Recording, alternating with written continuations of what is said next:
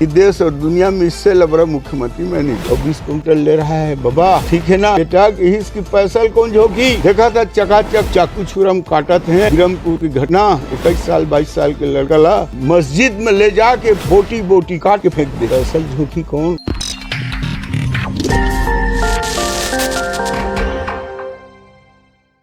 नमस्कार, election blueprint में आपका स्वागत है। मैं हूं अविनाश राज सिंह और आप देख रहे हैं छत्तीसगढ़ विधानसभा चुनाव 2023 पर हमारा खास कार्यक्रम परिचय पत्र। जैसा कि आप सभी जानते हैं कि परिचय पत्र एक डिजिटल वीडियो लाइब्रेरी है, जिस लाइब्रेरी में हम आपका परिचय करवाते हैं आने वाले समय में विधानसभा चुनाव के लिए दावेदारी प्रस्तुत करने वाले संभावित प्रत्याशियों का। इसमें होते हैं वर्तमान विधायक, पूर्व में प्रत्याशी रहे चेहरे और आने वाले विधानसभा चुनाव में दावेदारी प्रस्तुत करने वाले कुछ नए चेहरे। ऐसे ही क्रम को आगे बढ़ाते हुए, कड़ी को आगे बढ़ाते हुए आज हम चले आए हैं छत्तीसगढ़ राज्य के बेमेतरा जिले में। और बेमेतरा जिले का ये विधानसभा है नवागढ़। जिस व्यक्ति विशेष से आज हम मिलने वाले हैं, जिनका आज परिचय हम रिकॉर्ड करने वाले हैं, वो कोई परिचय के मोहताज नहीं है। इसी विधानसभा से तीन बार जीत करके वो विधानसभा तक पहुंचे हैं और कैबिनेट मिनिस्टर बने रहे हैं। तो ऐसे ही एक प्रभावशाली, जाने माने चेहरे और दमदार पर्सनालिटी से आज हम आपकी मुलाकात करवाने वाले हैं, उनका हम परिचय रिकॉर्ड करने वाले हैं। तो चलिए कार्यक्रम की शुरुआत करते हैं। दयाल दास बघेल जी, बहुत बहुत नमस्कार और बहुत बहुत स्वागत है आपका हमारे कार्यक्रम में। नमस्कार भाई साहब, आपका भी बहुत बहुत इस नवागढ़ विधानसभा क्षेत्र के ग्रामपुरा में आपका भी बहुत बहुत स्वागत है जी। बहुत बहुत धन्यवाद। तो जैसा कि आप सभी जानते हैं कि चेहरे चाहे नए हो या पुराने, सवाल हमारा एक ही होता है। पहला सवाल हमारा वही है जो हमेशा से होता रहा है, अपना परिचय अपनी जुबानी। तो ऐसे में दयाल दास जी, आपकी जुबानी से अगर हम आपका परिचय जाने तो वो कैसे होगा। मेरा नाम दयाल दास बघेल है और मेरे पिताजी का नाम स्वर्गीय बचावन बघेल जी, जो इस ग्राम पंचायत पूरा का सरपंच रहा है जी। और मेरे दादा का नाम आधार बघेल जी, जो गांव के माल गुजार रहे हैं जी। ग्राम गिधवा और पूरा जी में हमारा किसानी का काम था जी। और मेरे पिताजी और दादा किसानी काम लगातार करते आए हैं जी। रह गया सवाल मेरा जी। तो मैं तो पढ़ाई जैसे ही छोड़ा हूँ जी। संबलपुर में हाई स्कूल पढ़ाई जैसे ही छोड़ा हूँ जी। गांव में मालगुजारी शासन था जी। और यहाँ मालगुजारी शासन के होने के बाद उसका कुछ गांव में जैसा भी रहा है जी। तो जैसे पढ़ाई छोड़ के आए हूँ, गांव वाले लोग, समाज के लोग, साहू समाज के लोग आकर के पीछे पड़ गए। दयाल दास जी बोले अब पढ़ाई छोड़ दिए हो, ग्राम पंचायत के सरपंच पद संभालो और पढ़े लिखे हो और अच्छे से पंचायत के काम करा सकते हो जी। तो मैं सन 83 में पंच का चुनाव लड़ा और पंच चुनाव लड़ने के बाद सरपंच बन गया उसी साल जी। और सरपंच बनने के बाद लगातार मैं सन 83 से जी 2000 तक के सरपंच के पद पर रहा हूँ जी। और गांव का विकास किया हूँ। सन 98 में जी। भारतीय जनता पार्टी से विधानसभा का प्रत्याशी बनाया गया। हमारा सांसद उस समय होता था ताराचंद जी साहू होता जी। उन्होंने मुझे प्रत्याशी बना दिया। उस समय भारतीय जनता पार्टी की स्थिति इस क्षेत्र में और बहुत ज़्यादा दयनीय स्थिति था और यहाँ बहुत ही वर्चस्व और बहुत बड़े हस्ती डेरू प्रसाद जी घित लहरे मंत्री रहा करते थे। उसके साथ चुनाव लड़ा मैं, सफलता नहीं मिला। उसके बाद मेरा लोगों से संपर्क था ही तो मैं 98 में चुनाव में असफल होने के बाद मुझे सन 2000 में मैं जिला पंचायत के चुनाव लड़ दिया।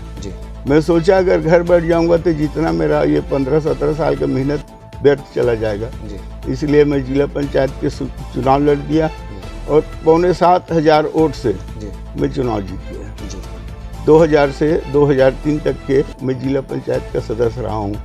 3 में मुझे फिर भारतीय जनता पार्टी ने आशीर्वाद दे करके प्रत्याशी बनाया और 2003 में मैं वही पूर्व मंत्री जो बहुत बड़े नेता था उसके साथ चुनाव लड़ा और उस समय मैं लगभग 12,500 वोट से विजयी हुआ।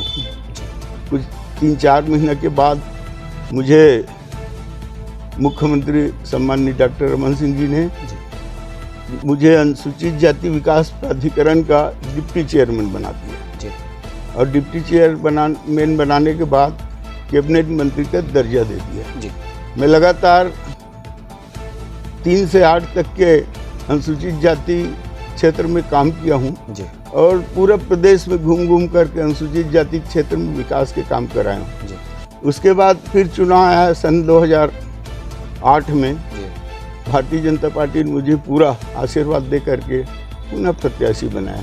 जी उस समय भी मुझे लोगों का आशीर्वाद मिला और उस समय भी मैं चुनाव जीता। 2008 में मुझे उद्योग मंत्री का दायित्व मिला, कैबिनेट मंत्री का दायित्व मिला और वो मैं उद्योग विभाग में भी काम किया जी और अपने साथ साथ पूरे प्रदेश का दौरा जहाँ जहाँ भी उद्योग में भी काम किया हूँ कुछ जगह स्थान चयन करके और उद्योग विभाग में काम करते करते मुझे राजस्व विभाग का भी दायित्व मिला। राजस्व विभाग में भी मैं काम किया 2008 के बाद। जी फिर 2013 में जी भारतीय जनता पार्टी के संगठन के आशीर्वाद से मुझे फिर भारतीय जनता पार्टी का प्रत्याशी बनाया। जी 2013 में भी मैं कांग्रेस प्रत्याशी को जी लगभग 50,000 मत से जी हराया हूं और जो डीपी गितलहरे है पूर्व मंत्री जो था जी उनको 27,500 मत से हराया जी और उसके बाद मुझे संस्कृति पर्यटन और सहकारिता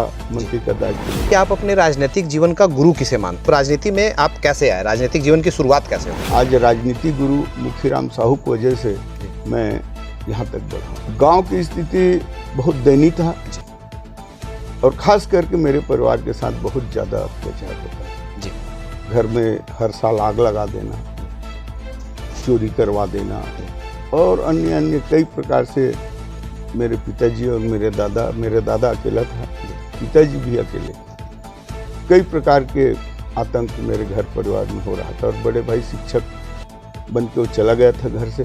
घर में कोई जिम्मेदार व्यक्ति नहीं था और चारों तरफ से दबाव बना करके परिवार की स्थिति को खराब कर रहे थे। जी तो इस वजह से 10वीं स्कूल पढ़ाई के बाद जो है गांव वाले लोग देखे, गांव पे भी बहुत ज़्यादा था। जी तो बोले पढ़े लिखे लड़के हो, गांव संभालोगे करके गांव लोग ने मुझे सरपंच का दायित्व दिया आशीर्वाद देकर। वहीं से राजनीतिक जीवन को मैं शुरुआत की। हर किसी का एक मोटो होता है सर, एक विजन होता है किसी कार्य को करने के पीछे। जब आप राजनीति में आए तो कौन से मकसद के साथ आए राजनीति में? और जब आप राजनीति में आप आए, पंच बने, सरपंच बने, फिर जिला पंचायत भी बने, आप विधायक भी रहे, आप कैबिनेट में मंत्रालय आपने 3 बार देखा, ऐसे में आप अपने मकसद में खुद को कहाँ तक कामयाब देखते? विजन क्या है? जनता की सेवा करना था। जी जो भय, आतंक, भ्रष्टाचार के विरुद्ध लड़ाई लड़ना था जी और हमने लड़ाई लड़ा। आज क्षेत्र की जनता खुशहाल थे। आज क्षेत्र की जनता, आज भी मैं चुनाव हार गया हूँ, आज भी जिस गांव में जाता हूँ मंत्री सर के स्वागत आज भी करते हैं। वही मेरे लिए देवता हैं, वही भगवान हैं। उन्हीं लोगों का मैं सेवा किया हूँ। तो साथ ही साथ जो भी उनकी समस्याएं रहता था निश्चित रूप से सामने आकर के उनका सेवा किया हूँ। उन्हीं का आशीर्वाद मुझे मिला। जैसा कि आपने बताया, एक पंच, सरपंच, फिर जिला पंचायत सदस्य, विधायक, मंत्री, कैबिनेट मिनिस्टर, 3 बार मंत्रालय, जीत का हैट्रिक लगाया आपने। ऐसा क्या हुआ कि पिछली बार आप सत्ता से दूर रहे? ऐसा क्या हुआ विजयश्री पिछली बार नहीं मिली और राज्य में भी आपकी सरकार सत्ता में नहीं आ पाई? अगर प्रकाश डालने की बात हो। ये तो आप सबको मालूम है जी, ये जो छत्तीसगढ़ में मुख्यमंत्री बनकर बैठा है जी, मैं तो कहता हूँ देश और दुनिया में इससे ज़्यादा लबरा मुख्यमंत्री मैं देखा नहीं। जी 36 तो घोषणा किया जी और घोषणा में एक घोषणा को भी पूरा नहीं किया और सभी घोषणा। आज धान खरीदी 2500 बोले, 15 कुंटल धान खरीदेंगे और सबसे महत्वपूर्ण मुद्दा बोले ताम्रध्वज साहू को मुख्यमंत्री बनाएंगे, इधर टीएस बाबा को मुख्यमंत्री बनाएंगे, इधर भूपेश बघेल को मुख्यमंत्री बनाएंगे, उधर चरणदास महंत को मुख्यमंत्री। ऐसा हल्ला मचाए कि साहू समाज भी ताम्रध्वज साहू के नाम से या कुर्मी समाज भूपेश बघेल के नाम से, उधर बाबा के नाम से आपके जो मीडिया है इसमें कुछ अंतर पड़ा है। और रह गया सवाल, भारतीय जनता पार्टी ने पूरा छत्तीसगढ़ में जो विकास किया है, जहाँ भी चले जाओ, जो भी दिखते हैं, रोड से लेकर के, भवन से लेकर के, शिक्षा हो या स्वास्थ्य हो, जो भी दिखता है आज भारतीय जनता पार्टी की सरकार का देन है। लेकिन लोग इनके झूठा आश्वासन में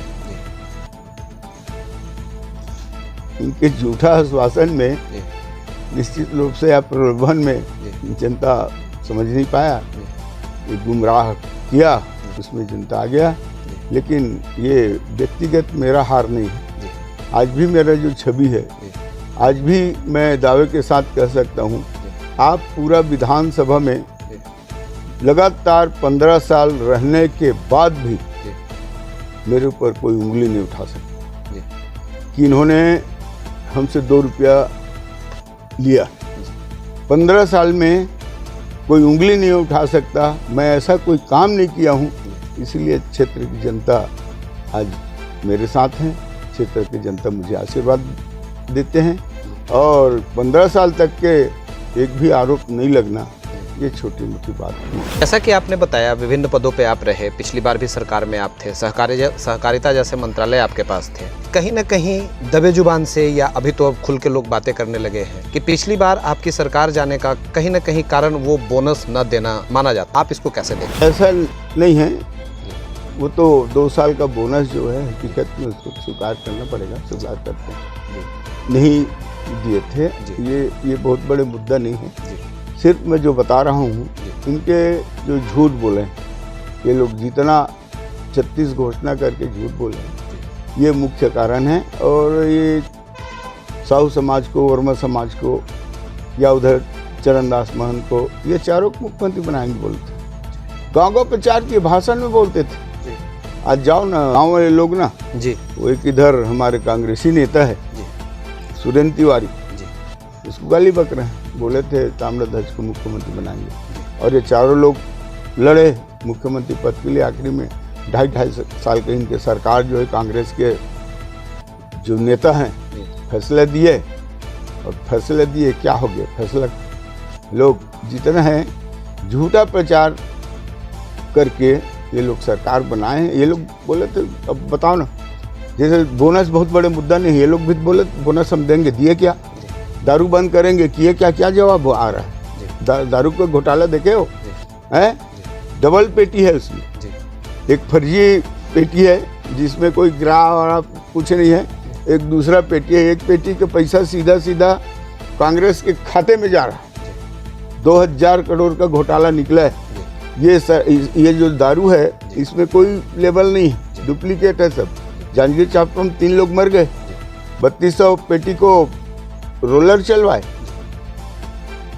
ये स्थिति दारू का है। ये दारू बंद करेंगे, अब क्या बोल रहे हैं लोग, इन लोगों को कुछ शर्म भी तो आना चाहिए। बोल रहे हैं कि अब लोग दारू पीना छोड़ दे, दारू ऑटोमेटिक बंद हो जाएगा। क्यों घोषणा किए थे भाई, दारू बंद करेंगे? माता बहनें लोग इकट्ठा वोट दिए दारू के नाम से। और दूसरा, ये लोग बोले थे किसानों का कर्जा माफ, बिजली बिल हाफ।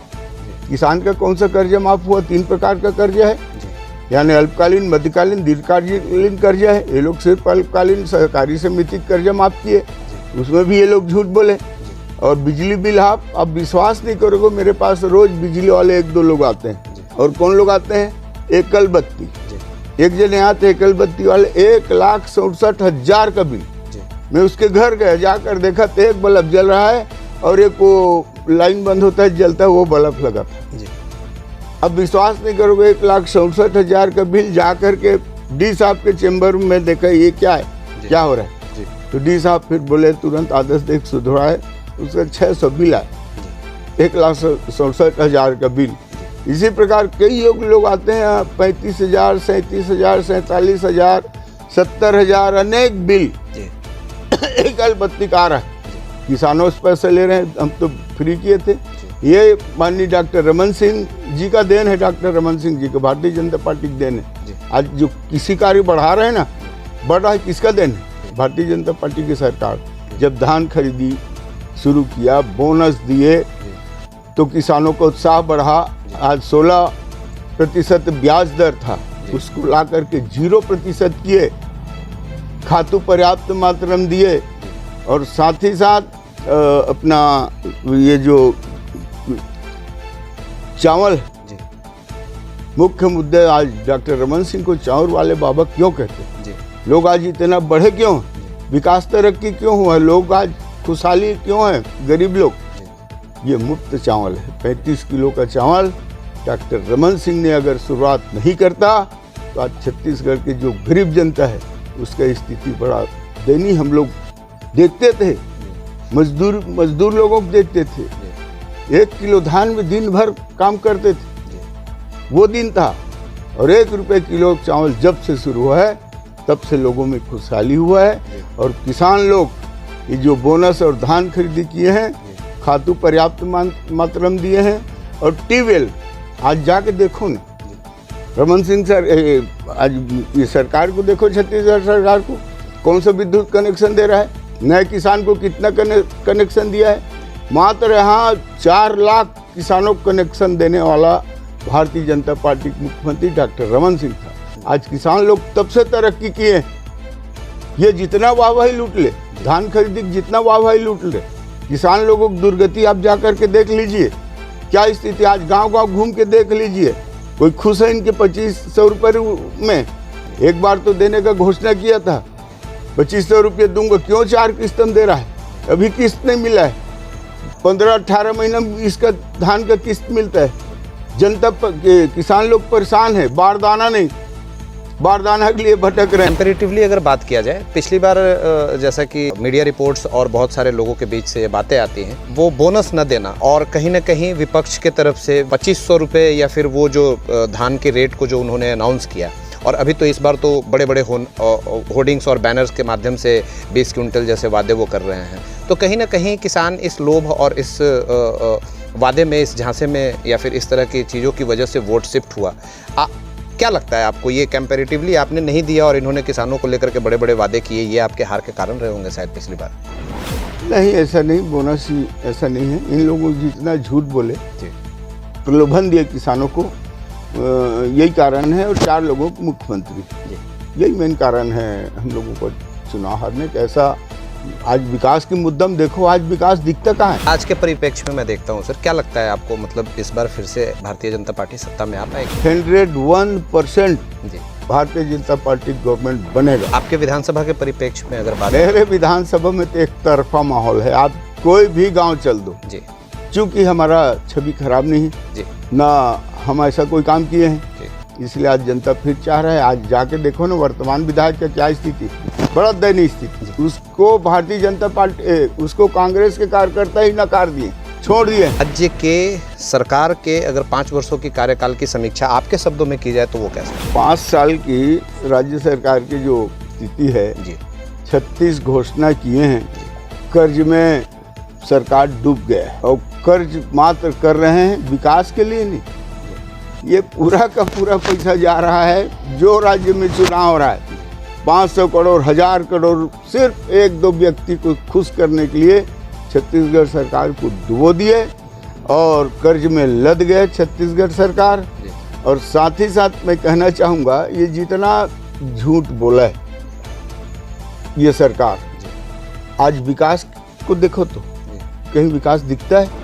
बड़े बड़े होर्डिंग्स तो दिखते हैं सर, विकास के दावे और बातें तो की जा रही है कि मतलब पूरा किया जा रहा है, सारे वादे पूरे किए जा रहे हैं। पूरे प्रदेश के अंदर हम लोग देख रहे हैं बड़े बड़े होर्डिंग्स और बैनर्स के माध्यम से अपने दावों और वादों को पूरा करने की बात माननीय मुख्यमंत्री जी कर रहे हैं। कौन सा वादा पूरा किया है आप बता दो ना भाई। मैं दारू से ही शुरू कर रहा हूँ जी, हैं बंद किया क्या दारू जी। आज बेरोजगारों को 2500 रुपये देने की घोषणा किया था जी, बेरोजगारों को रोजगारी भत्ता मिला क्या? आज मात्र गिन चुन के चुनाव नज़दीक आ गया है तो कुछ लोगों को देना शुरू किया, उसमें भी नियम कानून जटिल बनाए, कोई लोगों को मिल नहीं रहा है। 5.25 साल का बेरोजगारी भत्ता कौन देगा?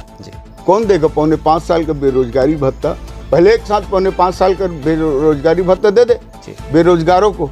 हम मान लेंगे भूपेश बघेल को, चल भाई वादा पूरा किया। जी। 2 साल का बोनस दे दे, उसमें अगर दम है ये मुख्यमंत्री में तो 2 साल का बोनस पहले दे के दिखा दे। जी। हम लोग तो नहीं दिए, ये दे के दिखा दे, नहीं इसके घोषणा पत्र में है, बता दे करके कर्जा माफ, बाकी बैंक को कर्जा माफ तो नहीं किया। और साथ ही साथ मैं दावे के साथ कह सकता हूँ महिलाओं को 60 साल की उम्र वाले को 1500 देंगे, 1000 दे रहा है किसी को। मितानी का कर्जा माफ करेंगे, किया है किसी का मितानी का कर्जा माफ। होर्डिंग देख करके सर प्रदेश के बाहर से आने वाले लोग अगर उनकी नज़र होर्डिंग पे पड़ती है तो उनके नज़र में छवि तो यही बन रही है कि माननीय मुख्यमंत्री जी सभी योजनाएं सभी घोषणाएं पूरा कर रहे हैं। होल्डिंग खाली देख लो, इनका काम होल्डिंग का काम है। सुने, विकास के नाम से कोई बता दे, मेरे ही क्षेत्र में बता दे, यहाँ विधायक एक ठो कोई विकास के काम, एक ठो काम बता दे जो ये काम मैं कराया हूँ। सिर्फ क्या बताता है, वो धान खरीदी केंद्र खुलवाऊँ 17, यही बताता है। धान खरीदी के, वो भी धान खरीदी केंद्र 1-2 किलोमीटर में जिसका कोई आवश्यकता नहीं था जी। वो भी धान खरीदी केंद्र किस लिए जी। धान खरीदी केंद्र खुलवाया है। 5 उसमें वर्कर रखना है, उसमें इकट्ठा 4-4, 5-5 पेटी ले करके उसका नियुक्ति किया है। सोसाइटी खुलवाए, 25-50 लाख रुपए उसको कमाई हुआ है, इसलिए नया सोसाइटी खुलवाए। और विकास तो बता दे, एक भी बता दे कहीं पे सब स्टेशन खुलवाया तो, एक भी कहीं स्कूल खुलवाया तो बता दो। वो आत्मानंद स्कूल के ढकोसला सान मारता है, उसका बिल्डिंग तो बना दे दे। मेरे बिल्डिंग, हमारी कार्यकाल के बिल्डिंग में आत्मानंद स्कूल खुलवा रहे हैं। छत्तीसगढ़ के परिप्रेक्ष्य में अगर बात की जाए तो माननीय मुख्यमंत्री जी के 5 वर्षों में कुछ अच्छे कार्य भी रहे होंगे, आपकी नज़रों में क्या लगा? देखिए, मैं जो मुख्यमंत्री जी के जो कार्यकाल है 5 साल का, आज बेमेतरा में आए जिला में मुख्यमंत्री जी 98 घोषणा की है। सबसे पहले घोषणा की है शुगर फैक्ट्री का। खुल गया शुगर फैक्ट्री? कब खुलेगा शुगर फैक्ट्री, इसका जवाब देना भाई, कब खुलेगा शुगर फैक्ट्री? दूसरा, फूड प्रोसेसिंग खोलने की बात किया, कहीं जिला में घूम लो, कहीं दिखता है फूड प्रोसेसिंग। उसके अलावा वो समाज के लिए 1 करोड़, ये समाज के लिए 1 करोड़, उसको 50 लाख, ये इतना घोषणा किया। संबलपुर को नगर पंचायत बनाने की घोषणा किया, नाथघाट को नगर पंचायत बनाने की घोषणा किया, आपके दाढ़ी को नगर पंचायत बनाने की घोषणा किया, नवागढ़ को नगर पालिका बनाने की घोषणा किया। कुछ हुआ? यहाँ कॉलेज खुलवा दूंगा, ये अनेक घोषणा उन्होंने किया है, लेकिन एक भी घोषणा उसका पूरा नहीं हुआ है।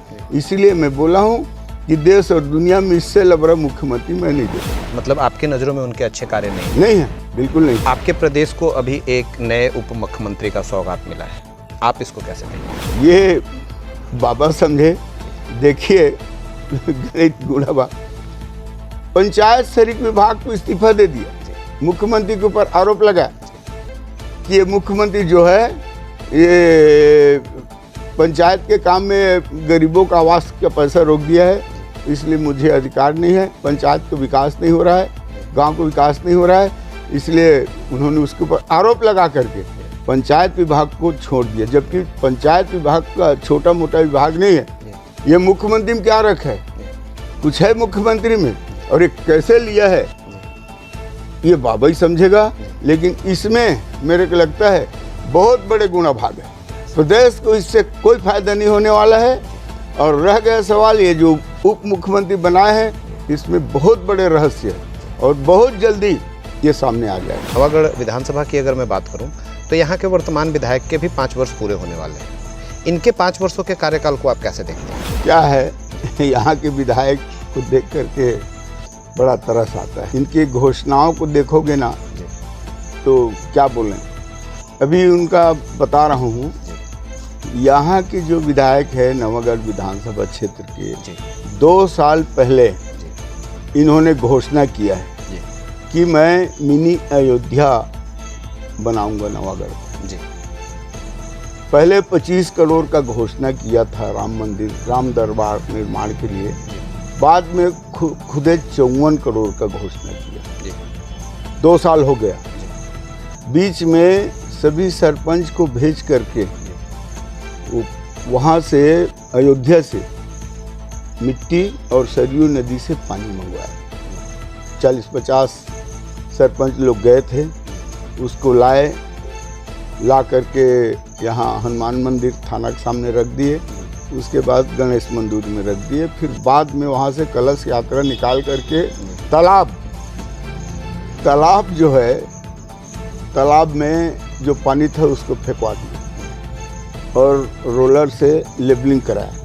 लेबलिंग करा करके पूरा तालाब में 3.5 एकड़ से ऊपर है तालाब, पूरा तालाब में टेंट गड़वाया और 11,000 रुपये एक एक गांव से 5-5, 10-10 टीम बुलवाए भूमि पूजन के लिए और सबके लिए भोजन पूरी का व्यवस्था हुआ। 1.5 लाख का टारगेट दिया, मात्र वहाँ 1600 लोग उपस्थित हुए। भूमि पूजन हुआ, भूमि पूजन भी हो गया। अब वो मंदिर निर्माण कब होगा? अयोध्या यानी मिनी अयोध्या। मैं तो कहता हूँ कितने गांव खटाना पड़ेगा तब मिनी अयोध्या बनेगा। 54 करोड़ की राशि 2 साल पहले घोषणा, हम लोग कुछ नहीं बोले। आज तालाब है, तालाब में मंदिर बन ही नहीं सकता। उसको हम लोग जान रहे हैं, समझ रहे भारतीय जनता पार्टी, हम कोई विरोध नहीं किया। चलो भाई, हम राम भक्त को मानने, राम भगवान को मानने वाले हैं, हम भगवान राम के अनुयायी हैं।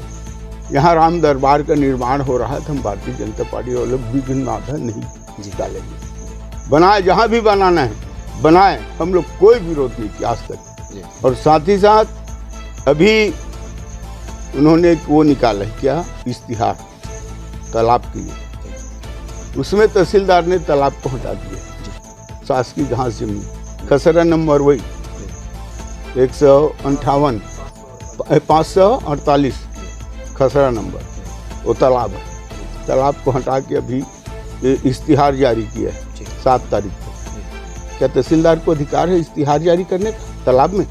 लेकिन तालाब को हटा करके घास जमीन का किया, उसमें भी दयाल सिंह बंजारे के नाम से। हम तब भी विरोध नहीं किया, आपत्ति नहीं लगाए।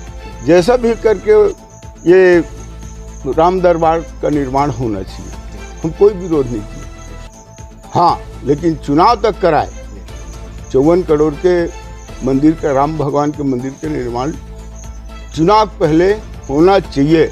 हम कोई भारतीय जनता पार्टी वाले लोग तालाब में बना रहे तब भी विरोध नहीं करेंगे। तहसीलदार इश्तिहार निकाला, तालाब को हटा दिया, उसके बाद भी हम विरोध नहीं किए। आज कुछ भी नहीं हुआ है। भूमि पूजन का भूमि पूजन है, तालाब में भर गए पानी, तालाब में भर गए पानी, जैसे पहले पानी फेंकवा था आज भी फेंकवा दे और काम शुरू कराए। हम विरोध नहीं करेंगे। दूसरा बात, सतनामी समाज यहाँ लगभग 75,000 मतदाता है। 20 करोड़ की राशि से चांदी के जैत खम्भ बनाऊंगा और 5 एकड़ जमीन दूंगा और उसमें एक सामुदायिक भवन बनाऊंगा। ये 3 साल हो गए घोषणा हुई, अभी तक नहीं बना है। करोड़ों चंदा राम मंदिर के नाम से, करोड़ों चंदा घासीदास जयंती के नाम से यहाँ के वर्तमान विधायक का ये कार्यशैली है। एक भी काम इस विधानसभा में अगर कहीं किया होगा, एक भी काम, वो भी नवागढ़ में गौरव पद बन रहा है, वो भी मेरे कार्यकाल का स्वीकृति का है। जा करके मेरे नाम के पट्टी हटवा रहा है, भूमि पूजन मैं किया हूँ, और जा करके लोकार्पण कर रहा है, मेरे पट्टी फेंकवा रहा है। फेंकवा ले, मैं कहा तुम्हारे फेंकवाने से मेरे कुछ नहीं फर्क पड़ता। अब बोल रहा है ये लोधी समाज को 50 लाख का भवन, ये इसको 25 लाख का भवन, ये पूरा क्षेत्र में 300-400 करोड़ का घोषणा है। एक भी काम अभी तक पूरा नहीं हुआ है, एक भी घोषणा पूरा नहीं हुआ है। उसके और एक बहुत बड़े बात बता रहा हूँ मैं, मजेदार बात जी। ये लगभग 9-10 करोड़ का स्वच्छदान बांटा है, स्वच्छदान की राशि वितरण किया है। 1-2 आदमी को उसका मुखिया बनाया। वो जितने अपने रिश्तेदार, परिवार, जात गोतियार जो है उसके नाम देता है।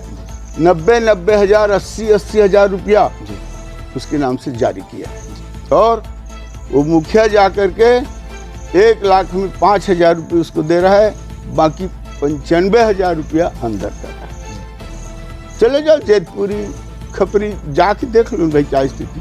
ये जैतपुरी छोटा सा गांव है। नहीं, अगर विकास की बात की जाए सर, तो उसको 5 वर्षों के कार्यकाल में विधानसभा में विधायक जी ने कुछ भी विकास नहीं किया। जी नहीं, 1 रुपया काम नहीं करा है, एक भी काम नहीं करा है। इस नवागढ़ विधानसभा क्षेत्र में खाली जो मेरे कार्यकाल का स्वीकृत था मेरे पट्टिका हटा करके लोकार्पण करके अपना लगा रहा है। और बाकी एक काम गिना दे यहाँ के विधायक जी, एक मैं काम कराया हूँ, ऐसा कहीं काम नहीं है। जिस गांव चल दो, गांव वाले लोग बोलते महोदय ये जत्का देखा था तोरे पार रुकता है भैया, और ये कर कहाँ है, अरे कहाँ पावे दादा वो कर रहा हूँ लेकर। बहुत सारे पदों पे आप रहे, पंच, सरपंच, जिला पंचायत सदस्य, विधायक, मंत्री, लंबा कार्यकाल आपका रहा, लंबी अवधि तक आप राजनीति में रहे। ऐसे में आपके महत्वपूर्ण कार्यों की अगर मैं बात करूं, मीन्स 10 बुलेट पॉइंट्स में अगर मैं आपसे पूछूं आपके महत्वपूर्ण कार्य, राजनीतिक जीवन के महत्वपूर्ण कार्य, तो वो क्या हो?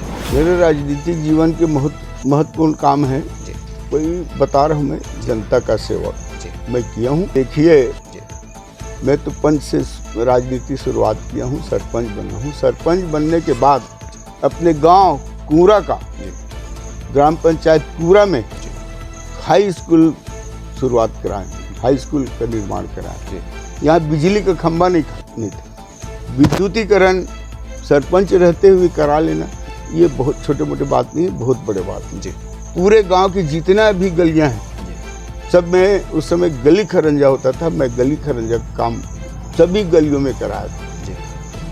और साथ ही साथ यहाँ और एक आयुर्वेदिक औषधालय भवन, सामुदायिक भवन, ये मेरे सरपंच के कार्यकाल में ये हुआ था। और साथ ही साथ मैं कह सकता हूँ कि अपने इस विधानसभा क्षेत्र में जब भी विधायक का दायित्व मिला, इसे नवागढ़ विधानसभा में सबसे बड़े महत्वपूर्ण काम अगर मैं मानता हूँ, यहाँ के भय और आतंक को समाप्त करके शांति व्यवस्था स्थापित किया हूँ। ये इससे मेरे लिए ज़्यादा खुशी की बात नहीं हो सकता। ये हमारे कार्यकाल में हुआ, तब ये नवागढ़ का विकास आज दिख रहा है। शांति व्यवस्था स्थापित होने के बाद, रह गए क्षेत्र के विकास के बाद, प्रत्येक 344 गांव में डामरीकरण रोड का निर्माण हमारे कार्यकाल में हुआ। ये भी बहुत बड़ी उपलब्धि है। आज पानी का व्यवस्था खारा पानी के नाम से जा करके बाजू में गाँव से मरिया चल देना, हैंड पंप अगर शुरू करते थे उसमें इतना बड़े बड़े कीड़ा निकलता था। अगर कोई धोखाधड़ी से पानी पी देता तो उसका उल्टी टट्टी होना तय था। कई गांव में उल्टी टट्टी होता था। हम माननीय मुख्यमंत्री से मांग किए, निवेदन किया, और पहला छत्तीसगढ़ की योजना है, 2.5 साल लगे इस योजना को स्वीकृत करने में। और 157 गाँव बेमेतरा जिला के पहला प्रोजेक्ट है, जिसमें मेरे भी क्षेत्र का 54 गांव आता है। वहाँ हम मीठा पानी से, नाथ नदी से मीठा पानी ला करके दिए हैं। ये छोटे मोटे नहीं, ये बहुत बड़े उपलब्धि है। तीसरा 127 गांव लगभग आसपास, तो वहाँ विद्युत ही नहीं था, और गांव में जहाँ विद्युत था 10 पोल 15 पोल था। बाकी गांव में हम वो 127 गांव में 100% विद्युतीकरण काम कराएं।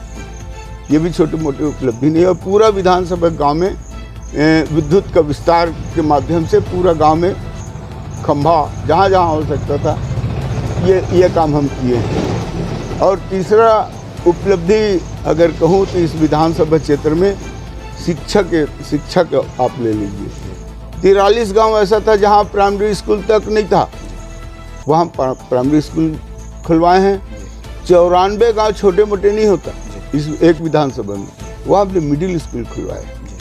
और 49 गांव में हाई स्कूल और हायर सेकेंडरी स्कूल खुलवाए, और भवन सहित, और ये सब कंप्लीट आज चल रहा है। एक कृषि विश्वविद्यालय खुलवा दिए ढोलिया में, शिक्षा मिलोगे तो एक अपना जाता में मॉडल स्कूल जो बेमेतरा जिले में एक है, ये भी हमारे लिए बहुत बड़े उपलब्धि है। आज नवागढ़ मारो की ही स्थिति था, उसको नगर पंचायत बना करके विकसित किए। भय आतंक की वजह से ये स्थिति था। आपके दाढ़ी में कोई थाना नहीं, कोई पूछने वाला नहीं था। चन्नू में भय आतंक का माहौल रहता, तो वहाँ भी थाना खुलवाए, वहाँ भी थाना खुलवाए। अपने पास जो मंत्रालय था संस्कृति विभाग था। हकीकत में संस्कृति विभाग में जो छत्तीसगढ़ के कलाकार भूखे मरने की नौबत आ गया, काम नहीं मिला था।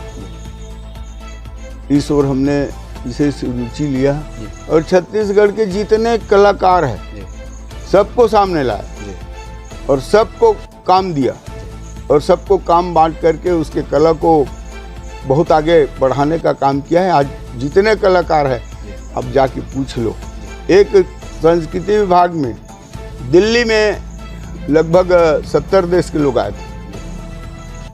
वहाँ यहाँ सतनामी समाज का जो पंथी पार्टी एक कला है होता है, सतनामी समाज के बहुत बड़े पंथी पार्टी वाले हमने 1224 लड़के का 15 दिन तक ट्रेनिंग कराया और ट्रेनिंग करा के 1224 लड़के को लेकर के हम गए दिल्ली। वहाँ जब कार्यक्रम में सभी देश के लोग इकट्ठा थे, जब हमारे पंथी पार्टी के हमारे कलाकार बंधु जब मैदान में एक साथ 1224 लड़के, जब इसका मादर का थाप शुरू हुआ सब विदेशी हड़बड़ा गए। कौन लाया इस कार्यक्रम को, किसने लाया है? बोले संस्कृति मंत्री जी लाए। हाहाकार मच गया।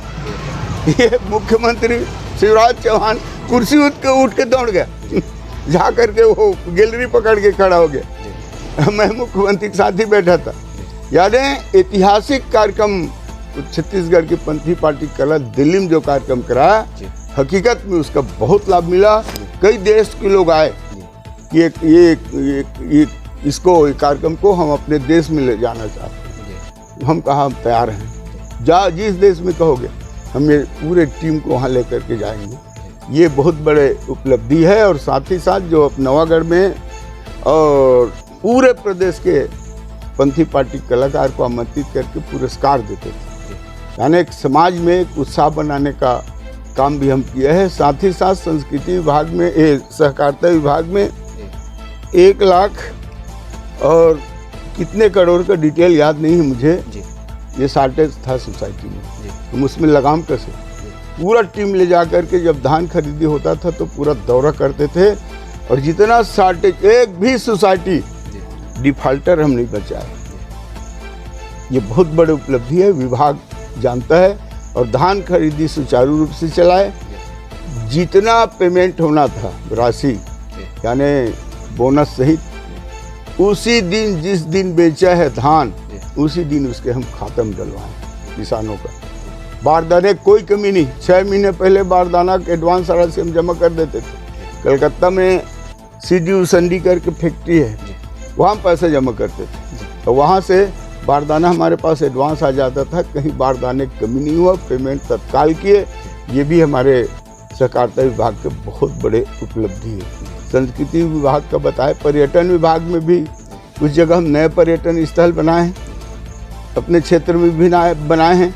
और माननीय केंद्रीय पर्यटन मंत्री आदरणीय शर्मा जी थे, उससे हमने 100 करोड़ रुपए पर्यटन के लिए लाए थे। उस 100 करोड़ में हम कई स्थान पे पर्यटन को विकास विकसित करने का भी हम कराए हैं। जैसे इधर कबीर चबूतरा है, ऐसे अनेक कई स्थान हैं, वहाँ पर्यटन के लिए काम कराए हैं। कबीर चबूतरा बहुत ज़बरदस्त निर्माण हुआ है। कई ऐसे पर्यटन स्थल है जहाँ का विकास और विकसित हुआ है। ऐसे गिनाना चाहूँगा तो घंटों लग जाएगा। आपके विधानसभा के परिप्रेक्ष्य में और आपकी बात की जाए तो क्या लग रहा है सर, तैयारी कैसी है? और दावेदारी की बात की जाए तो क्या लगता है? क्या है अविनाश जी, हम टिकट वगैरह नहीं मांगते। ये पार्टी निर्णय करती है, पार्टी सर्वे करता है, पार्टी देख रहा है, संगठन देख रहा है, सर्वे हो रहा है। सर्वे के आधार पे हाँ प्रत्याशी घोषित किया जाता है। और टिकट मांगने के लिए जाएं, किसी को बायोडाटा दें, ऐसा नहीं। पार्टी सर्वे करता है, सर्वे कराने के बाद जीतने वाले प्रत्याशी को टिकट देता है। तैयारी कैसे चल रही है? तैयारी हमारा तो जब से चुनाव हारे तब से हमारा एक दिन घर नहीं बैठे, रोज का दौरा। आज पूरे विधानसभा में पता कर लो, कहीं उससे 10 गुना ज़्यादा दौरा मेरा निकलेगा वर्तमान विधायक से। मैं चाहे किसी की डेथ हो जाता है या 10 गात रहे, 13 है। आज आप लोग भी देखें, अभी सवेरे बात हुए, मैं अभी था ठाकुर समाज के जी, मैं तिरहिम जी। जा रहा हूँ, जी। आज भी आया हूँ। यानी मेरा एक दिन खाली नहीं रहता, गांव में जाना, अपने कार्यकर्ता घर बैठना। छठी है, यहाँ तक के वो पूजा कराते हैं उसमें भी निमंत्रण देते हैं और जाता हूँ। मेरे साथ पूरा टीम है, पूरा 347 गांव में टीम है और सब टीम मिल करके हम लोग काम करते हैं। साथ ही साथ लड़ाई भी लड़ते हैं, किसी के साथ किसी के ऊपर अत्याचार या कोई हमको मौका मिला बिल्कुल धरना प्रदर्शन आंदोलन करते हैं। अभी जैसे कि एक यहाँ मरका पड़कीडी में एक महिला है, वो बिजली करंट यानी 11 के बिजली करंट में मर गई। हुआ क्या, मैं पहुंच गया वहाँ और मैं पूरा तथ्य जानता हूँ कि 1 साल पहले उन्होंने आवेदन किया था कि मेरे खेत के 2 फीट नीचे बिजली का 11 के तार झूल रहा है। 1 साल पहले आवेदन दिया था, लेकिन 1 साल में विद्युत विभाग को देखने तक का फुर्सत नहीं मिला और इतना बड़े घटना घट गया। मैं चक्का जाम कर दिया, 11 बजे से लेकर के 6 बजे तक भरे दोपहर में चक्का जाम किया था। सभी अधिकारी उपस्थित रहे। मैं कहा भाई 1 साल में बिजली झांकने का विभाग को मौका नहीं मिला, इस पर आप FIR करते हो तो जेई के ऊपर FIR करो और उसको सस्पेंड करो लाइनमैन को। आखिरी निर्णय हुआ, जेई के ऊपर FIR हुआ, धारा लगा और वो सस्पेंड हुआ और इसी तरह पूरे क्षेत्र में घूमते रहते हैं, कार्यकर्ताओं के साथ मिलते जुलते रहते हैं, धरना प्रदर्शन आंदोलन तो करते ही हैं, ये तैयारी हमारा है ही है। प्रदेश स्तर की अगर बात की जाए, छत्तीसगढ़ राज्य स्तर पे अगर मैं बात की जाए तो इलेक्शन ब्लूप्रिंट क्या रहने वाला है सर? चुनावी मुद्दे इस बार क्या रहने वाले हैं सर राज्य स्तर? चुनावी मुद्दा राज्य स्तर का है। हमारा पहला मुद्दा है विकास, हम विकास पे चुनाव लड़ते हैं। और दूसरा मुद्दा है कांग्रेस का भ्रष्टाचार। एक भी विभाग ऐसा नहीं है जहाँ पे भ्रष्टाचार नहीं हो रहा। कलेक्टर SP बोली में आ रहे हैं तो नीचे के अधिकारी की बातें ही छोड़ो, यहाँ कोई नियम कानून प्रक्रिया कुछ नहीं है, पूरा के पूरा भ्रष्टाचार में डूबे हुए हैं। नियम कानून वही है जो कांग्रेस का विधायक बोल दिया, वही नियम कानून। जैसे अभी बताया ना थोड़ी देर पहले, तालाब है, सुप्रीम कोर्ट का आदेश है, तालाब में कुछ नहीं बना सकते, एकदम गिट्टी नहीं डाल सकते। आज तालाब को हटा करके और घास जमीन बता दिए। आज यहाँ के विधायक, वर्तमान विधायक जो है, 5 एकड़ शासकीय जमीन कब्जा किया, बिल्डिंग बन गया 10 करोड़ का, 10 करोड़ का बिल्डिंग, शासकीय घास जमीन कोटवार का था वो। कोई सुनने वाला नहीं, कोई देखने वाला। मैं विधानसभा क्वेश्चन किया तो तहसीलदार लिख के दे दी और रात्रे मैडम कि ऐसा कुछ भी इंक्रोचमेंट नहीं हुआ, क्या कर लोगे। और दूसरा नवागढ़ में और इंक्रोचमेंट, यानी जितना शासकीय जमीन है, मैं तो कलेक्टर को बोला हूँ, जितना नवागढ़ में शासकीय घास जमीन है सबको यहाँ विधायक के नाम चढ़वा दो। मैं बोल के आया हूँ, ये स्थिति परिस्थिति है यहाँ का। आपके विधानसभा क्षेत्र की अगर बात की जाए तो वहाँ का इलेक्शन ब्लूप्रिंट क्या रहने वाला है? वहाँ का महत्वपूर्ण मुद्दा क्या रहने वाला है? राज्य स्तर पे हमारा मुद्दा रहेगा कांग्रेस का भ्रष्टाचार। हमारे प्रधानमंत्री जी रखे हैं मुद्दा ना आकर के, कोयला घोटाला, शराब घोटाला, कई एक घोटाला गिना है। तो हमारा पहला एक तो विकास और दूसरा हमारा ये घोटाला, भ्रष्टाचार, अनियमितता, इसका पोल खोलेंगे। ये हमारा मुद्दा है। हकीकत में ये सरकार धर्मांतरण को बढ़ावा दे रहा है। आज मेरे क्षेत्र में घोरा यहाँ से लगा हुआ है, 5 किलोमीटर में घोरा गांव, एक घर के क्रिश्चियन नहीं है। एक लोधी समाज का लड़का जो है उसको क्या बनाए हैं, फादर क्या बोलते हैं, पादरी ऐसा कुछ बोलते हैं, वो बनाए। और वहाँ हर रविवार को प्रार्थना सभा होता है, 500-700 हजारों की संख्या में लोग रहते हैं। हम लोग उसका विरोध करने जाते हैं, पुलिस हमारे ऊपर कार्रवाई करने के लिए तत्पर, यानी सैकड़ों पुलिस खड़ा हो जाते हैं, इसका कोई विरोध नहीं करना। उस दिन एक दिन तो ऐसा हुआ, जब गांव गए पूरा पुलिस फोर्स देखे, हम पूरे गांव वाले को उठा करके ले आए और भाजपा पूरा कार्यकर्ता थाना घेराव कर दिया। 8 घंटा हम थाना घेराव किए थे, 8 घंटा थाना घेराव किए थे। जब तक कि लिख के नहीं दोगे कि वहाँ पे कोई धर्म सभा नहीं होगा, तब तक हम यहाँ से हटने वाले नहीं हैं। रात के 8 बज गए, हम बोले लाओ यहीं टिफिन वगैरह ला करके हम लोग चढ़ाए, भोजन बनाने की तैयारी किए। तो रात के फिर 8:30 बजे ला करके दिए कि हम अगला संडे से वहाँ कोई धर्म सभा नहीं होगा, ये लिख करके दिए। तब हम वहाँ से उठ कर आए और सब जा करके फिर शनिवार के दिन हम गांव में रैली निकाले, और रैली निकाले करीब 3-3.5 हज़ार से ऊपर लोग थे। अरे बाप रे, पुलिस, SDM, अपर कलेक्टर पूरा भरमार, गांव नहीं जाने दे रहे थे भाई, बताइए, रैली निकालने के लिए। फिर भी हम लोग गए जैसा भी करके और गांव में रैली निकाले, और रैली निकाल के हनुमान अपन महामाया प्रांगण में बैठ करके हनुमान चालीसा किए। रात तक के चला हमारा वो पाठ। तब से अभी अंदर अंदर भले चल रहा है, जाग देख लो, भीकमपुर गांव है, 8 घर के सतनामी धर्म परिवर्तन कर लिए, क्रिश्चियन बन गए। मतलब आपके क्षेत्र में धर्मांतरण बड़ा मुद्दा रहने वाला है। हाँ जी हाँ, और महीना में चले जाओ 2 घर के सतनामी धर्मांतरण करके ईसाई बन गए। ये बहुत बड़े मुद्दा है, ये सरकार उनको सह दे रहा है, ये भी हमारा मुद्दा रहेगा। केंद्रीय मुद्दे राज्य स्तर पे कितना प्रभाव रखने वाले? केंद्रीय मुद्दे राज्य स्तर में वो तो हमारा बहुत बड़ा मुद्दा है जी। आज हमारा चेहरा है जी, मोदी जी। देश और दुनिया में सबसे लोकप्रिय प्रधानमंत्री जी सम्माननीय मोदी जी। जहाँ देखो विदेश में भी मोदी मोदी मोदी जी। अभी देखो रायपुर का भीड़ 5 लाख का भीड़ था, पूरे लोग इकट्ठा होते 5 लाख से कम नहीं था जी। और ये हो गया हमारा केंद्र की योजना, आज पूरा योजना रोक दिए, प्रधानमंत्री आवास, छोटे मोटे योजना 16 लाख आवास अभी रोक करके रखा है ये सरकार जो है। आप उस गरीब के बारे में कल्पना करो जिसका नींव निकला है, नींव एक किस्त मिला है। गर्मी देखे हो कैसे गर्मी पड़े हिस्सा, ये बरसात आ गया, कहाँ जाएंगे गरीब लोग। ये छोटे मोटे मुद्दा नहीं, ये गरीबों के हक को जो छीना है, ये तो हमारा केंद्र का मुद्दा है। केंद्र में जो चावल मुफ्त दिया उसको भी ये लोग खा गए, ये हमारा मुद्दा है। यानी केंद्र में जैसे शौचालय निर्माण, स्वच्छ जल मिशन, बताइए इसको भी भ्रष्टाचार के भेंट चढ़ गया।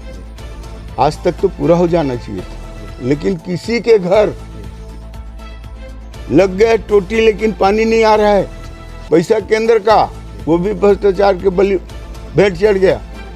तो ऐसे अनेक मुद्दा हमारे केंद्र का है, वो तो हमारा मुद्दा रहेगा ही रहेगा। और साथ में राज्य का भ्रष्टाचार, एक भी विभाग बता दो, एक भी विभाग। मैं भी कहना चाहता हूँ, केंद्र का पैसा है, मिडिल स्कूल या हाई स्कूल मरम्मत के लिए पैसा है, तो कर क्या रहे हैं, सिर्फ पोताई। 18 लाख सुक्री, 25,000 खर्चा, बाकी पैसा चुनाव फंड में जमा करो।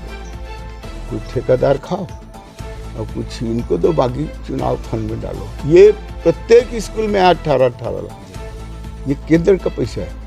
केंद्र की नल जल वाला बताया, टोटी लगा पानी, इसमें भी भ्रष्टाचार, ये तो शुरू से हुआ है। टेंडर देखो, टेंडर निरस्त करना पड़ा है सरकार को, ये भी भ्रष्टाचार है। तो हमारा मेन मुद्दा है, एक तो विकास किए वो है, और मोदी जी जो कार्य किए हैं वो भी है। हमारे बहुत से जनसंघ के कार्यकर्ता लोग, बहुत से भारतीय जनता पार्टी कार्यकर्ता लोग आज हमारे बीच में नहीं, कसम खाते थे, कसम राम की खाते हैं, मंदिर वही बनाएंगे। कांग्रेसी लोग पूछते थे तारीख तो बता दो, हम आज तारीख बता रहे हैं 24 जनवरी को, यानी 24 जनवरी को उसका हो जाएगा लोकार्पण। ये छोटे मोटे मुद्दा नहीं, देश दुनिया में सबसे बड़े राम मंदिर, भगवान राम मंदिर का निर्माण होना कई सालों से विवाद में लटका के रखे थे कांग्रेसी लोग, आज उसका लोकार्पण होने जा रहा है। ये हमारे बहुत बड़े मुद्दा भगवान राम मंदिर का निर्माण है। और साथ ही साथ धारा 370 राष्ट्रवाद, अब ऐसे अनेक केंद्रीय मुद्दे, 3 तलाक, ट्रिपल तलाक, ये भी हमारा मुद्दा है। आज अभी यूनिफॉर्म जो चल रहा है, ये भी हमारे बहुत बड़ी मुद्दा है। ये मुद्दा निश्चित रूप से उसमें हमको लाभ मिलेगा, पार्टी को लाभ मिलेगा। मतलब ये सभी मुद्दे छत्तीसगढ़ विधानसभा चुनाव में प्रभाव रखने वाली हैं। जी हाँ, जी, आपको ऐसा लगता है? जी हाँ, और इसका लाभ निश्चित रूप से मिलेगा। जी, सब समझ रहे हैं। जी, आज मोबाइल टीवी का जमाना है, सब देख रहे हैं, जी, सब समझ रहे हैं। वो पहले का नहीं रह गया जी, ये लोग 70 साल राज किए ना, वो जमाना नहीं रह गया। पिछले चुनाव आ गए बहकावे में, अब तो सब समझ गए। अब क्या बोलते हैं, देखो बहुत बड़े मुद्दा बता रहा हूँ। एक 70 साल का डोकरा धान का मुद्दा है, 2800 रुपये कर दिया और 20 कुंटल ले रहा है। बाबा अब ठीक है ना, कि इसकी बेटा कि इसकी पैसल कौन झोंकी, पैसल कौन झोंकी। देखा था चकाचक चाकू छुरम काटत हैं। बिरमपुर की घटना, 21 साल 22 साल के लड़का ला मस्जिद में ले जाके बोटी बोटी काट के फेंक दे। पैसल झोंकी कौन? ये छोटे मुद्दा नहीं है भाई, बहुत बड़े मुद्दा। ये स्थिति है। आपके प्रदेश के मुखिया माननीय भूपेश बघेल जी बयान दे रहे हैं कि मोदी जी सेना के नाम पे सत्ता में आए और उन्होंने कुछ किया नहीं है। इसको आप कैसे देखते हैं? क्या है, यहाँ के छत्तीसगढ़ के जो मुख्यमंत्री ना, इसको कुछ दिखता नहीं या कुछ नहीं है, इसलिए दिखता कुछ नहीं। जबकि जितने प्रधानमंत्री जी के द्वारा वो जो बता रहे हैं सैनिक वाला, क्या नहीं किया है। आज देश कहाँ से कहाँ पहुँच गए।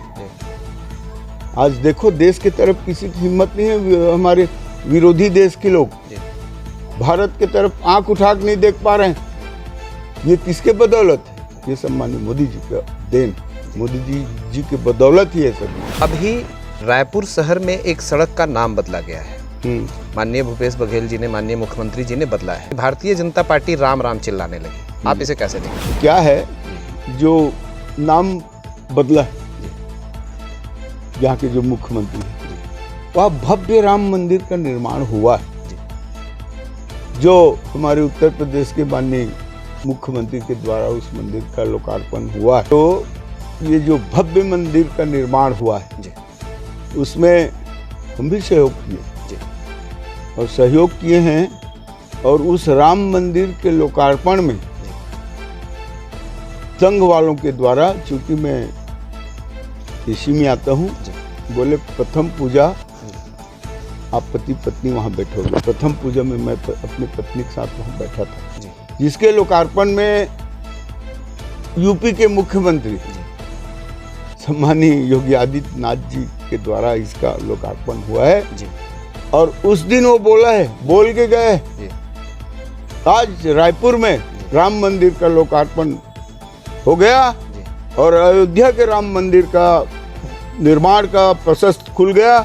अब कोई माइक लाल नहीं है जो अयोध्या के राम मंदिर निर्माण होने से रोक ले। ये वो राम मंदिर है। उस रोड का नाम राम मंदिर नहीं रहेगा तो क्या रहेगा? उस मंदिर का नाम राम मंदिर होना चाहिए। आपके राम राम चिल्लाने से या फिर यूं कह लें ऐसी बातें करने से आपकी पार्टी को धर्म की राजनीति करने का दाग लगता रहा है, या लोग बात करते रहे कि आप धर्म की राजनीति करते हैं या फिर हिंदुत्व की राजनीति करते हैं? आप इसे कैसे देखते? हिंदुस्तान है, हिंदू राष्ट्र है, हम हिंदू हैं। हिंदू गुणगान करेंगे नहीं तो कैसे बनेगा? हिंदू गुणगान करेंगे, हिंदू के लिए काम करेंगे। आज राष्ट्र के लिए हिंदू राष्ट्र हो, ये भी होना चाहिए। जहाँ हिंदुस्तान हिंदू हैं तो राष्ट्र भी नाम आना चाहिए। जी, आपके पड़ोस के राज्य के एक बाबा हैं, बाबा बागेश्वर धाम, उन्होंने आजकल अलख जगाया हुआ है हिंदू राष्ट्र का।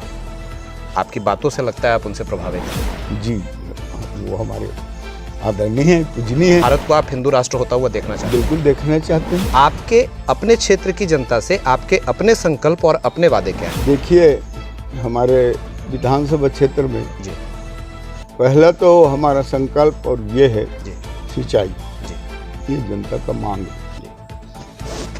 और यहाँ ट्यूबवेल के भरोसे धान पकता है, वो भी विद्युत की और कभी कभी वोल्टेज की और कभी कभी ट्यूबवेल में पानी नहीं निकलता। ये दयनीय स्थिति हो जाता है तो अकाल पड़ना निश्चित माना जाता है। इसके लिए हम जितना किसानों को अधिक से अधिक ट्यूबवेल में कनेक्शन दिलवाएं।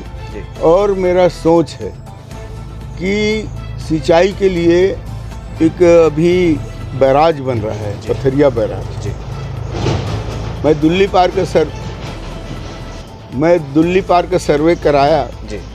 लेकिन दुल्ली पार से पानी यहाँ नहीं चल रहा है। दुल्ली पार से जितना पानी आज मेरे को मिलना चाहिए था, उसको केनाल के माध्यम से इधर कटई तक पानी ले आया, चन्नू तक आ गया, इधर नवागढ़ क्रॉस कर लिया। लेकिन ये संबलपुर एरिया के लिए कवर नहीं कर पा रहा, ज़्यादा ऊंचाई में है संबलपुर। इसके लिए मेरा प्रयास है, मैं मुख्यमंत्री को बोला हूँ, डॉक्टर साहब को, हर बार मेरे एक ही तो मांग रहता था, मेरे किसान के लिए मुझे पानी चाहिए। भरे मंच में लाखों भीड़ में मैं डॉक्टर साहब से ही मांग किया हूँ। डॉक्टर साहब वही घोषणा करता था, जहाँ से बोलो दयालदास पानी आता है, पूरे अधिकारी सिंचाई विभाग के सर्वे करा लो, सर्वप्रथम स्वीकृति मैं आपको दूंगा। ये बोल चुका है। ये पथरिया बैराज बन रहा है, शायद पूर्ण होने की स्थिति में है। इनके सरकार में पता नहीं, हमारे सरकार होता तो हो जाता। वहाँ से मैं सर्वे करा है, वहाँ से संबलपुर तक के पानी लाने का। उस बैराज से संबलपुर तक पानी मेरा आ जाता है। संबलपुर को बनाऊंगा टैंक, वहाँ एक सिंचाई बड़े भारी बांध है, वहाँ तक अगर पानी आ जाता है तो मेरे 100% जो क्षेत्र है वो सिंचित हो जाएगा। संबलपुर से मैं Kheda dam, Gidhwa dam, Parsada dam, Amora dam, जितना डैम है सब में पानी आएगा। संबलपुर टीप में है, वहाँ से पानी नाथ घाट आ जाएगा, वहाँ से पानी मारो टेमरी चल देगा, वहाँ से पानी इधर अपना मुर्दा तक चल देगा, यानी संबलपुर पानी आ गया पूरा पास। ये पहला मेरा प्रयास है। हमारे चैनल के माध्यम से अगर आप अपने क्षेत्र की जनता से, प्रदेश और देश की जनता से कोई अपील करना चाहें तो वो क्या हो? मैं तो प्रदेश की जनता से और अपने विधानसभा की जनता से दोनों हाथ जोड़ करके मैं निवेदन करना चाहूँगा, विनती करना चाहूँगा कि अब की बार केंद्र में सम्माननीय मोदी जी को प्रधानमंत्री बनाएं और राज्य में भारतीय जनता पार्टी की सरकार बनाएं। यही दोनों हाथ जोड़ के अपने क्षेत्र की जनता से और प्रदेश की जनता से अपील करूंगा, निवेदन करना चाहूँगा। तो ये थे हमारे साथ दयाल दास बघेल जी, पूर्व में पंच से लेकर के सरपंच, जिला पंचायत सदस्य, विधायक, मंत्री, कैबिनेट मंत्री और बहुत सारे मंत्रालयों और बहुत सारे विभिन्न पदों पर रह करके इन्होंने छत्तीसगढ़ राज्य और अपने विधानसभा का सेवा किया है। तो ऐसे ही विभिन्न विधानसभाओं से, अलग अलग विधानसभाओं से, अलग अलग राजनेताओं से, वर्तमान विधायक, पूर्व विधायक और आने वाले समय में विधानसभा चुनाव के लिए दावेदारी प्रस्तुत करने वाले संभावित प्रत्याशियों से हमारी बातचीत होती रहेगी। हम उनका परिचय रिकॉर्ड करते रहेंगे। आप बने रहिए हमारे साथ और देखते रहिए हमारे चैनल टुडेज ब्लूप्रिंट को। बहुत बहुत धन्यवाद हमारे साथ बातचीत करने के लिए। जी बहुत बहुत धन्यवाद।